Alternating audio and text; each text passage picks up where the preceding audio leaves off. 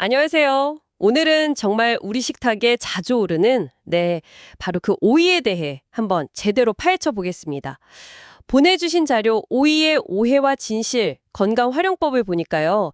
와, 우리가 그냥 물 많은 채소라고 생각했던 오이에 대해 모르는 게 많더라고요. 어떤 놀라운 점들이 숨어 있는지 알아보는 시간. 바로 시작해보죠. 네, 반갑습니다. 많은 분들이 오이하면 그냥 수분 덩어리 이렇게만 생각하시는데요.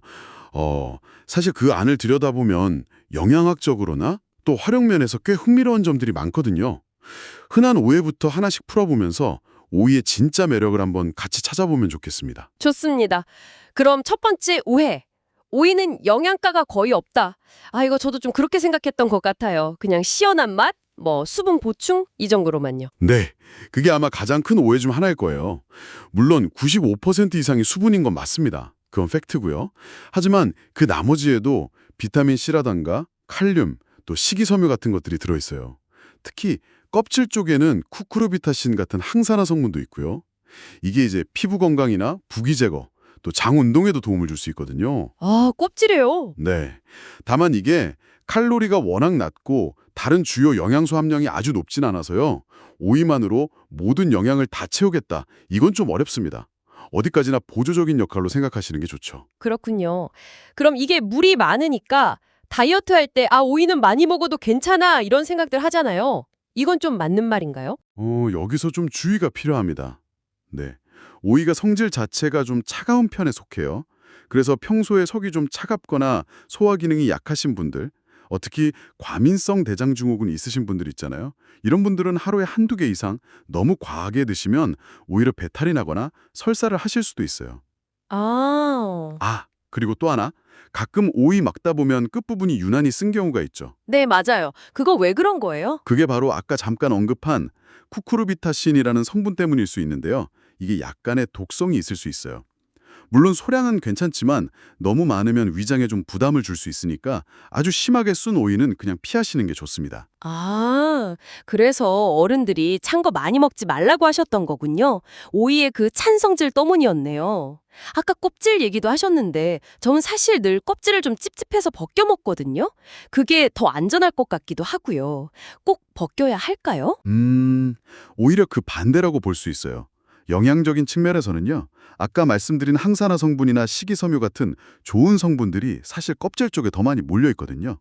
그래서 소금으로 이렇게 문질러 씻거나 아니면 식초물에 잠깐 담갔다가 깨끗하게 씻어서 껍질째 드시는 것이 영양적으로는 더 이득입니다.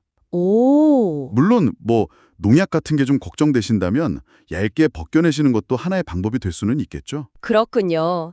하긴 껍질째 먹는 게 더 아삭한 것 같기도 하고요. 다이어트 얘기가 나와서 말인데요. 오이가 워낙 저칼로리잖아요. 100g에 13칼로리 정도라고 하니까.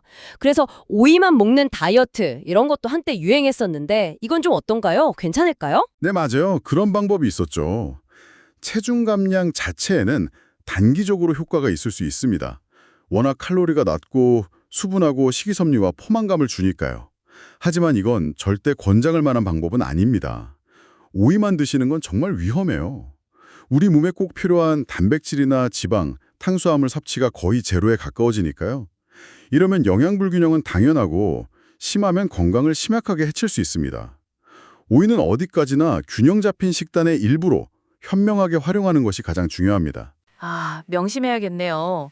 오이들을 이렇게 풀고 나니까 오이가 정말 다르게 보여요. 그럼 이제 오이가 가진 확실한 장점들, 효능들을 좀 더 깊이 파고들어 볼까요? 여기가 진짜 흥미로운 부분 같아요. 네, 좋습니다. 가장 대표적인 장점은 역시나 그 풍부한 수분 함량이죠. 95% 이상이니까요. 특히 땀 많이 흘리는 여름철에요. 체내 수분 균형 갖추고 또 몸에 열을 식혀주는데 정말 효과적입니다. 그리고 칼륨 함량이 높다는 것도 빼놓을 수 없는데요. 이 칼륨이 우리 몸속 나트륨 배출을 도와주거든요. 그래서 결과적으로 부기 완화에도 도움이 될 수 있죠. 그래서 붓기 빼는데 오이 먹으라는 거군요. 네, 맞습니다. 그리고 식이섬유도 풍부해서 장 운동을 활발하게 해주고 변비 예방에도 좋고요. 또 비타민C나 여러 항산화 성분 덕분에 피부 진정이나 보습 효과도 기대할 수 있어요. 그래서 오이팩으로도 많이 쓰시는 거죠. 혈당 지수 지하에도 낮은 편이라서 당뇨 환자분들도 비교적 부담 없이 드실 수 있는 채소 중 하나입니다. 와, 정말 팔방미인이네요, 오이. 종류도 우리가 마트에서 흔히 보는 거 말고 더 다양하다면서요? 네, 맞아요. 종류가 꽤 다양합니다. 우리가 가장 흔하게 보는 건 아마 가시오이일 텐데요. 표면에 돌기가 있고 식감이 아주 아삭하죠. 이게 부기 제거에 좋다고 알려져 있고요.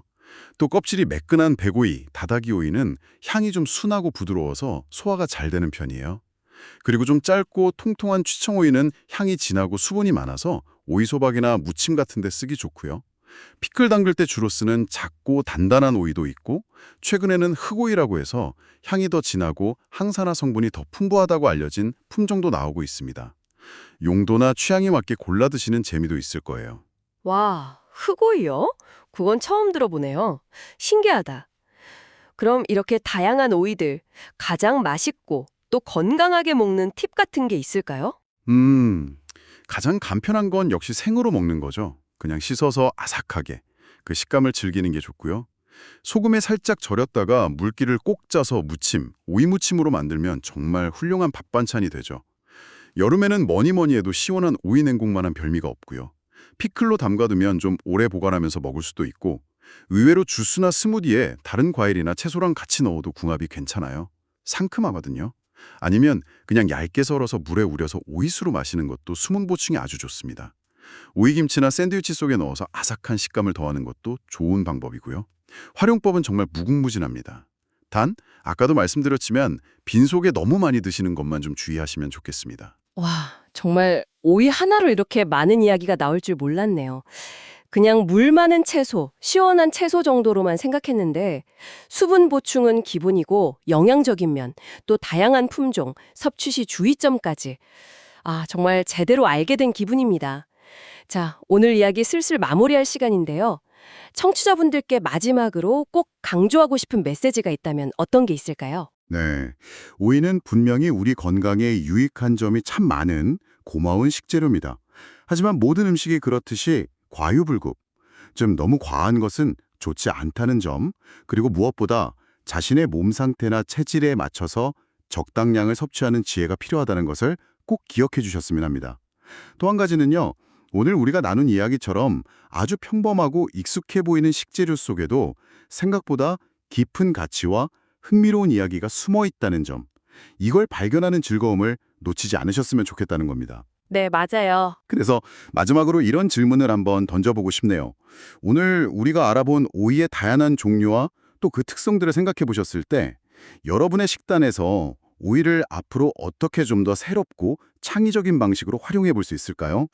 예를 들면 피부 미용에 좀 더 신경 쓰고 싶다 하시면 어떤 종류의 오이를 선택해서 어떤 요리에 접목해 볼지, 혹은 좀 소화가 잘 되는 오이를 활용해서 속 편한 메뉴를 만들어 볼지, 이런 식으로 한번 고민해 보시는 건 어떨까 싶습니다.